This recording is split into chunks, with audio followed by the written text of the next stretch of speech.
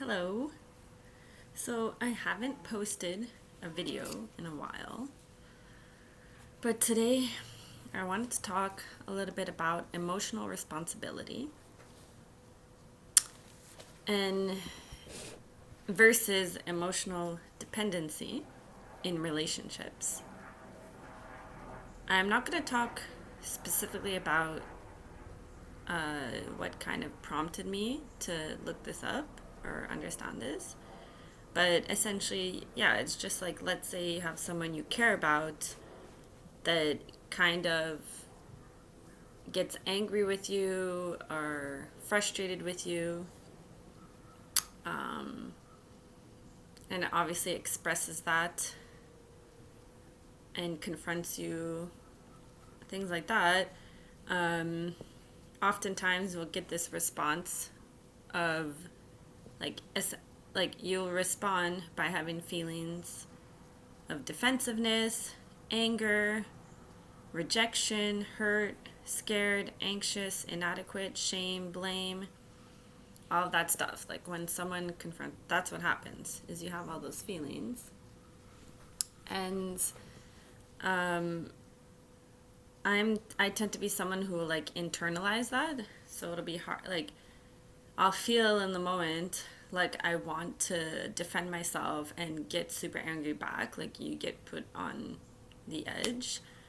But I'm not able to do that. Like I'm not able to actually voice how I really feel. I tend to like just freeze, kind of like shut down. So essentially, I looked up this thing that talked about how when the other person's anger actually has nothing to do with you. And it's possible that, like, let's say the person had a bad day and they're taking it out on you, or the person is feeling hurt and inadequate themselves and they're trying to be one up by putting you down. So at the end of the day, you are going on the basic premise that if you yourself are responsible for your emotions and your behaviors, and you have no control over another person's emotions or behaviors, then at the end of the day, their anger is about them. And you need to try to not take the other person's behaviors personally, because you can't control what they do, right? So there's different ways of reacting to the situation and responding, which are emotionally responsible. So, for example, you can respond with compassion by asking the person, telling the person essentially, I don't like your anger, but I'm willing to understand what is upsetting you. Would you like to talk about it? Because at the end of the day, behind these feelings of anger or whatever, are like something else could be going on. And the point is to like basically get behind that and understand more what is actually going on. So you want to be open to learning what's going on with them. However, if the person doesn't open up, then essentially you are able to take loving action on your own behalf. So that means that you can tell them that you're unwilling to be on the other end of their anger. When you're ready to be open with me, let me know and we can talk. And then you can say you want to go for a walk, you need to go do something else, hang up the phone, whatever it is. Because essentially it's like you need to get out of the range of attack, and instead of trying to change the other person. So you can't necessarily like get them to not be angry or get them to change with how they feel. Like you can't control how the other person feels and acts, as we've said. But you can protect yourself. Like you don't need to like just take what they're saying and just like let yourself be attacked, kind of thing. Like you're allowed to basically take your space and go do your own thing. Because at the end of the day, it's like the anger and the blame that the person is putting on you, it doesn't necessarily like solve whatever the issue is. Like, if you really want, for example, obviously, like, maybe the other person is angry about certain behaviors that I would be doing and they want me to change my behavior. But it's not by, like, telling me kind of judgmental, angry things that you're going to get me to want to change in a way that's like we're working together, you know?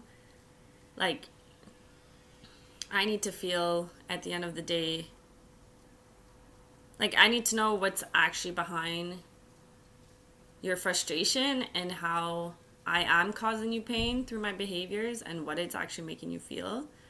Because obviously, if I know that something I'm doing is hurting you, or it's like we're moving into these more like sensitive emotions and vulnerable emotions, then obviously I'm going to stop what I'm doing. Because, like, at the end of the day, I don't actually want to cause the other person pain, you know? But attacking is not necessarily the best way to go about that. So once you're out of range, as an emotionally responsible person, I want to go inside and explore any core painful feelings that might have resulted from the attack. So another person, you have a conversation with the other person, they get angry, they say hurtful, they say basically things that make you feel like I said, anger, angry, hurt, blame, afraid, anxious, inadequate. So all of these kind of like core negative emotions that are triggered by the other person's behavior. What are you supposed to do with that shit? Like, how you could, especially when it's someone that you really care about, to know like all of the negative things they think about you. Like, I understand that we all have frustrations with each other when we're in our life, but it's like, what are you supposed to do with all of those emotions that come from that? Because oftentimes you can get stuck in those emotions. You like revisit the incident, especially if you have like, I don't know, if you tend to be someone who like rethinks over social things, different stuff. It's like you're gonna be stuck. Like, it's hurtful. Essentially, it's hurtful. It's like that simple. Like, seriously, like the other person just will hurt. Like, it hurts you. So how do you get out of that hurt stuff without like needing? So that's what they were saying, is like an emotionally dependent person would like need the other person to then come and kind of say something to show that they're not actually like do something in order to make to repair the situation. But if you're emotionally responsible, you're able to repair it on your own. You don't need the other person to do anything. You don't need them. You do not expect them to behave in a certain way. You're not trying to control their behavior. You don't expect anything from them. But you do have a right to move yourself out of these hurt emotions because they hold you back. Right?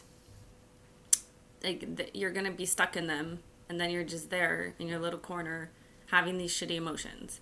So you deserve to move back into peace and love. You took what they said, but you can move back into peace and love with like yourself, you know? So essentially what you need to do is, with those core hurt feelings, you basically embrace them with understanding and compassion. So you hold them like you would a sad child. So that's what I'm going to do. I'm going to pretend that these are my hurt emotions. And I'm basically going to hold them.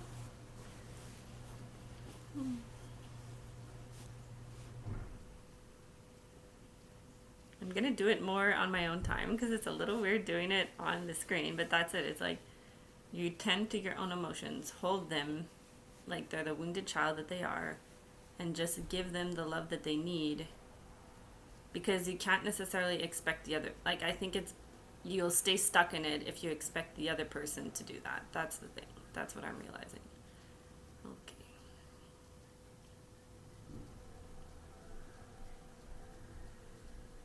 I get it. Okay. Because the goal essentially is to move through those emotions and into peace. So you want to process those emotions, move through them, and then into peace. So that you are no longer a victim of the other person's behavior. Because as you're still stuck in those hurtful emotions, those emotions that make you feel helpless, inadequate, insecure. Basically, as if you are like the shittiest person ever, that you are broken. Like, that's what that shit makes you feel. Because you've taken it personally with the other person. Like, you're not actually trying to, like, you're too busy in your defensiveness to acknowledge the fact that maybe the other person is, like, actually feeling hurt. It's like, if you are unable to heal yourself from the attack, you're not able to then be mature and open and loving enough to hold the other person's pain, right? Because behind the anger tends to be pain. So that's why it's important for you to have that emotional responsibility to work through the issue.